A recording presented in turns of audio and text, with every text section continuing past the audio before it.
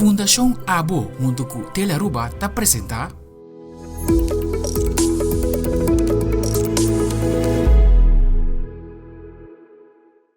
Fundação ABO é uma organização que está encarregada com o serviço de screening para a detecção trempang de câncer.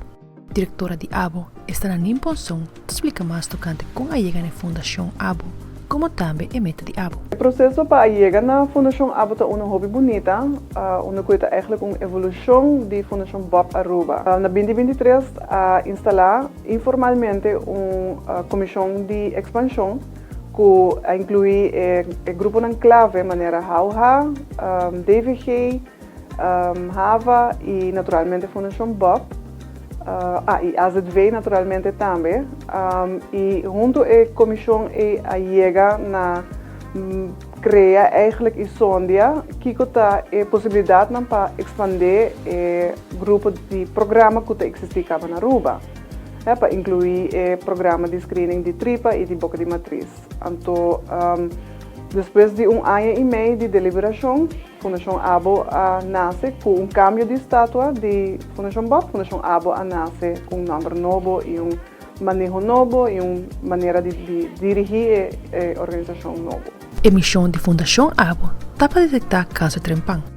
Atualmente, Fundação ABO está oferecendo 3 programas de prevenção: esta Bob, Coreza e Boca. A missão de Fundação ABO está para facilitar o programa de screening para assim ter detecção trempang de 3 diferentes cânceres.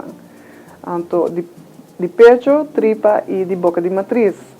Então, com o programa de screening aqui, nos dá ajuda a paciente a ter tratamento menos invasivo e, dado momento, também uma qualidade de vida mais melhor.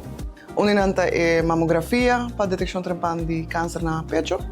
Unta é pap test. Ito ajuda a detectar HPV cerca de mulher, né, boca de matriz. E também é FET test, que é test de AF, que está detectar se tem sangue dentro da AF, que é detecção trempang de câncer na tripa. Na Nimponson de Fundação ABO, te explica mais tocante quem tem grupo de pessoas que podem participar do programa de prevenção. O programa de screening de câncer de pecho e de tripa tem a mesma idade entre 45 e 75 anos. Então, o programa de screening de boca de matriz está começando a 24 e está acabando a 65. Importante para mencionar que o programa de câncer de tripa está para zoar gente homem e gente mulher. E naturalmente o programa de Bob com boca sim está para gente mulher só.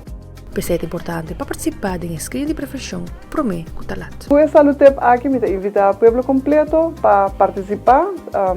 Subir para nos social media, informar menos de nosso programa na Waxi Bota Binary Market e, if not, invitar o Romão, vizinha, Cosita Binary Market para participar na screening de câncer.